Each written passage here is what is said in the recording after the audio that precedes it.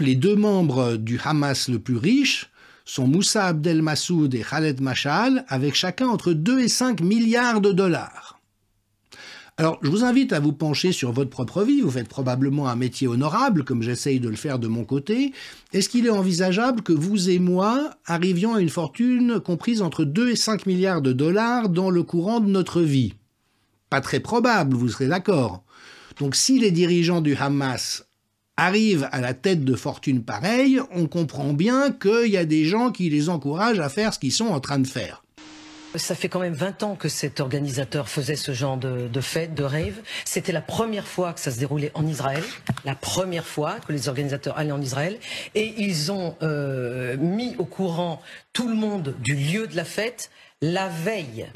Et c'est seulement l'avant-veille qu'avait été décidé le lieu. Donc, comme dit Guillaume, le renseignement du Hamas, effectivement, avait fait son travail. Le problème, ce qui est absolument sidérant dans cette opération du Hamas, c'est que, en fait, elle est aussi impressionnante que si elle avait été orchestrée par les forces israéliennes, quoi.